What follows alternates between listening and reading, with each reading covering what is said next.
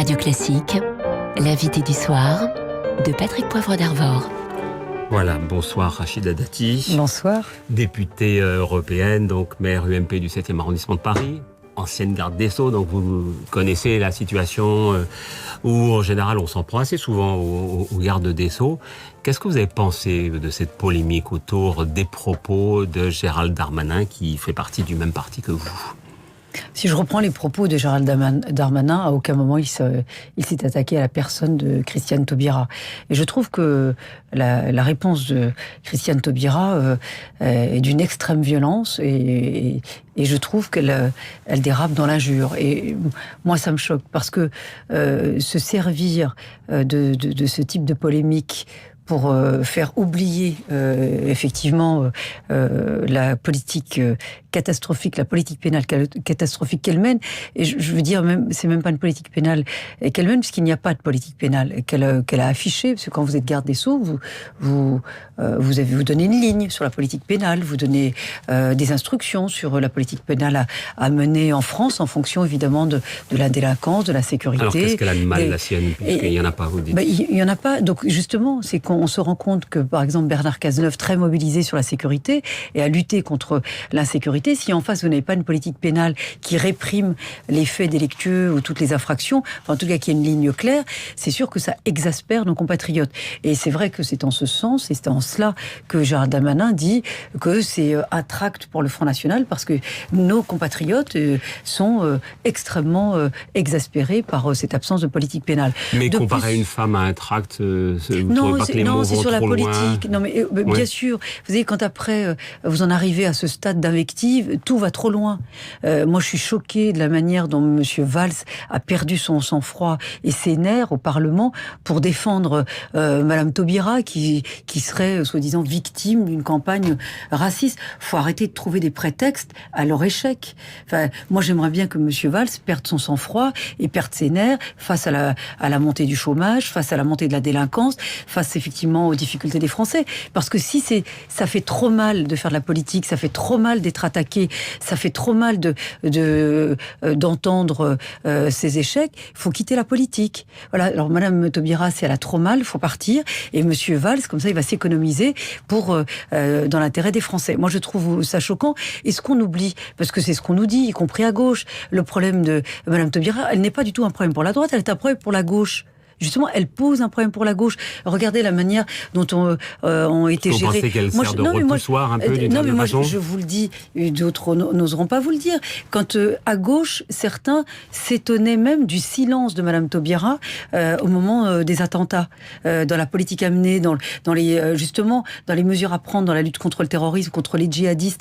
Donc certains à gauche s'étonnaient de son silence. Mais c'était peut-être d'abord au ministre de l'Intérieur de s'exprimer, et ensuite seulement au ministre de la Justice. Non, parce que le terrorisme, c'est une affaire aussi de justice, justement. C'est une affaire de justice, on l'oublie trop souvent. Moi, j'ai rencontré des magistrats antiterroristes la semaine dernière, et ils vous disent justement que c'est une affaire de justice, et on l'oublie. Parce qu'on a l'impression que c'est qu'une affaire de police. Non, c'est une affaire de justice également. Vous auriez aimé qu'elle s'exprime plus vite. Et donc, je pense qu'elle pose plus un problème à la gauche qu'elle ne pose un problème à la droite. Donc, je pense que M. Valls fait un billard à 52 bornes, comme il sait si bien faire, en s'érigeant en défenseur de Mme Taubira, simplement peut-être pour mieux la pousser vers la sortie, ce qui sans doute l'arrangerait. Donc il faut arrêter de nous faire porter les échecs de cette équipe gouvernementale. Moi, je supporte pas ces manipulations et ces petites politiques politiciennes et tacticiennes, parce que à part avoir le verbe haut, s'énerver et s'emporter, c'est tout ce que fait Manuel Valls. Puis au Parlement, il adore faire ça. Donc peut-être un jour, il se reconvertira dans le théâtre ou dans ces grandes envolées, ils savent faire. Hein. Mais vous-même, quand vous étiez place Vendôme, vous avez eu l'habitude des polémiques, vous avez entendu, vous étiez arrivé. Peu de temps après, vous avez décidé d'éventuellement penser à un aménagement des peines de prison de moins de 2 ans. Bon, vous avez vu que il y avait un tollé aussi bien dans vos propres rangs qu'en face. Bien sûr. Non, mais moi, à l'époque, bien sûr, j'ai été attaqué sur ma personne. Même d'éminents députés socialistes m'ont quasiment insulté, y compris en débat parlementaire. Moi, je me souviens d'un député, d'un sénateur, ça a été assez odieux. Est-ce que j'ai entendu cette gauche, qui est toujours à vouloir défendre tout le monde, s'offusquer de cela? Les personnes se sont excusées après, puisque je me souviens, pendant ce débat parlementaire, on a demandé une suspension de séance en attendant des excuses, et c'est pas moi qui les ai demandées, tellement c'est allé trop loin. Mais cette gauche bien pensante, là, qui se fait plaisir, je les ai jamais entendus s'offusquer. Donc, les indignations à géométrie variable, c'est insupportable. Et vous pensez qu'il y a plus de sexisme quand il s'agit de femmes qui ont des responsabilités, puisque au fond, toutes les deux, c'est un mélange de tout. C'est un mélange de tout. Moi, je respecte Mme Taubira, je trouve en plus, elle a un parcours, au moins elle a une qualité, elle est cohérente avec ses convictions. Donc, il faut aussi le souligner. Mais c'est-à-dire que si on veut pas être attaqué, surtout en plus quand on est une personne publique à ce niveau de responsabilité, faut pas faire de politique. Je l'ai toujours dit. Donc voilà. Donc aujourd'hui, moi je trouve que ceux qui souffrent ou ceux qui ont de la peine et qui n'ont pas le choix, parce que nous on a le choix de quitter la politique, parce qu'on nous a pas forcé à en faire. Nous on a le choix. Il y en a d'autres qui n'ont pas le choix, qui sont dans la souffrance, dans la difficulté, dans le chômage, qui sont victimes d'agresseurs, qui sont victimes de la délinquance. Eux, ils peuvent rien quitter du tout. Donc il faut penser à cela, il faut être un peu digne et décent, ce que n'est pas Monsieur Valls.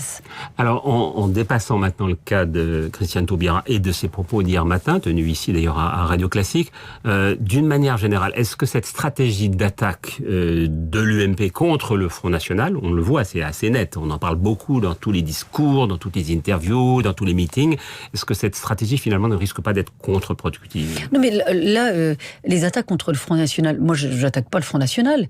Moi, chacun est dans son couloir.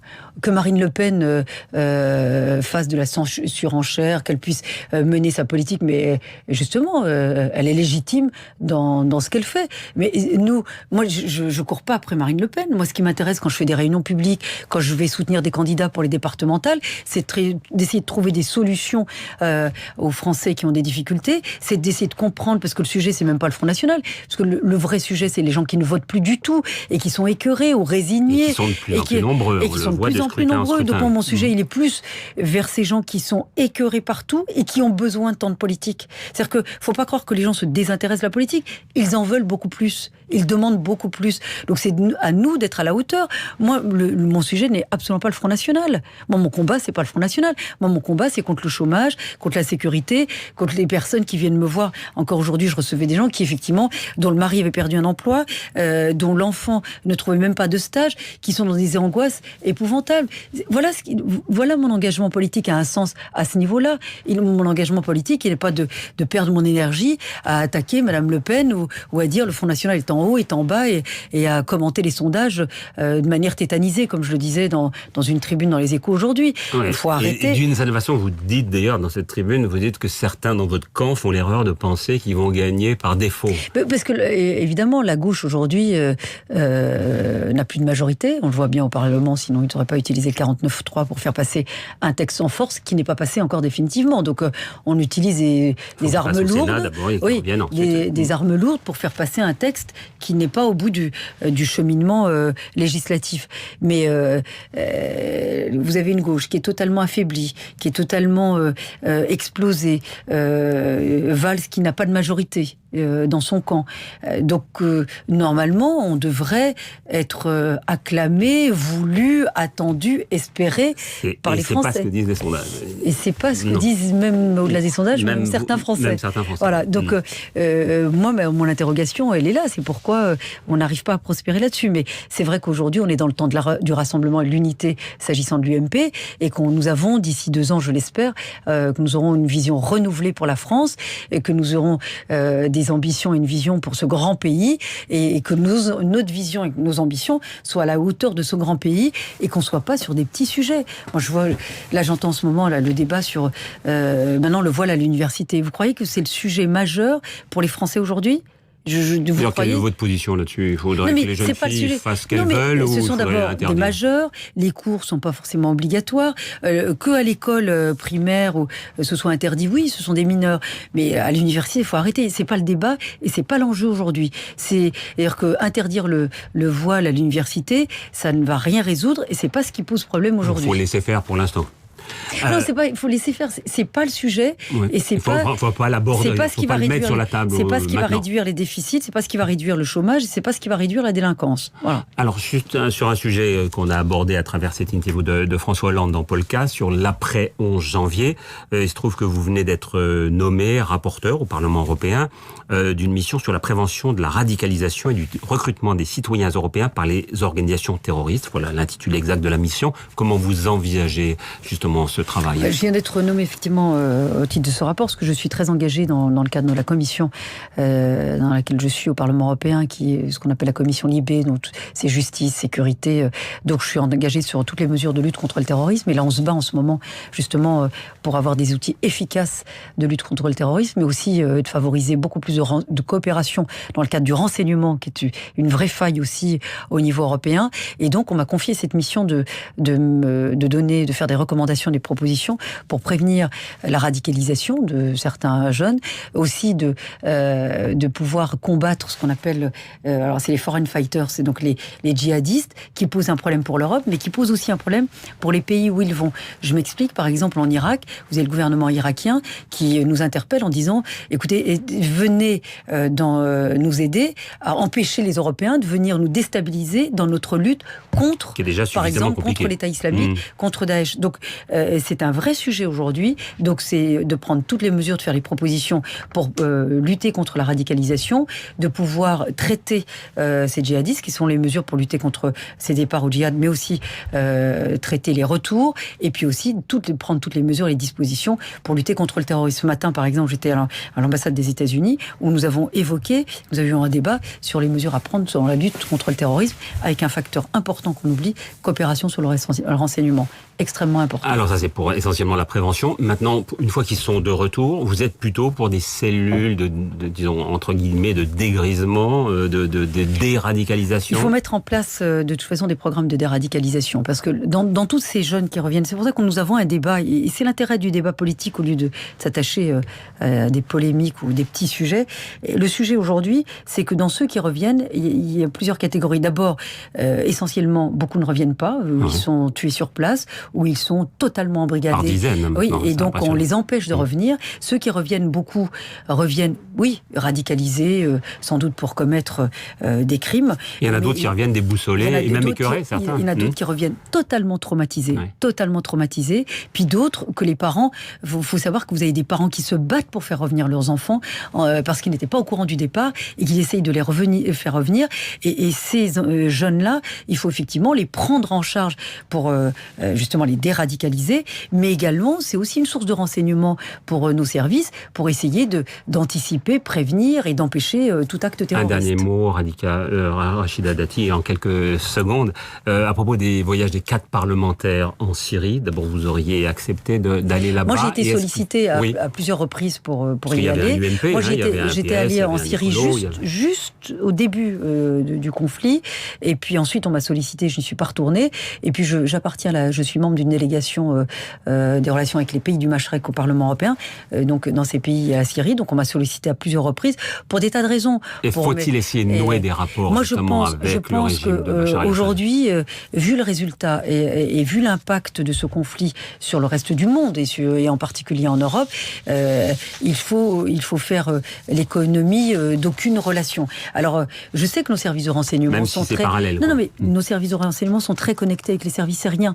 C'est faux que de dire qu'il n'y a aucune relation avec la Syrie. Donc c'est pour ça que attaquer les parlementaires qui ont été dans leur rôle de parlementaires aussi, d'aller sur le terrain, d'aller voir aussi ce qui se passe et de nous rapporter. D'ailleurs, Jacques Miard l'a très bien dit, il a dit je ferai un rapport sur ce voyage et des informations qu'il n'a pas dit publiquement, qu'il donnera aux services compétents pour les utiliser. Je pense que ce voyage a eu le mérite aussi de mettre en lumière l'intérêt de pouvoir régler au plus vite cette situation qui est désastreuse pour cette région du monde, mais aussi qui menace notre sécurité en Europe. Merci Rachida Dati. Merci.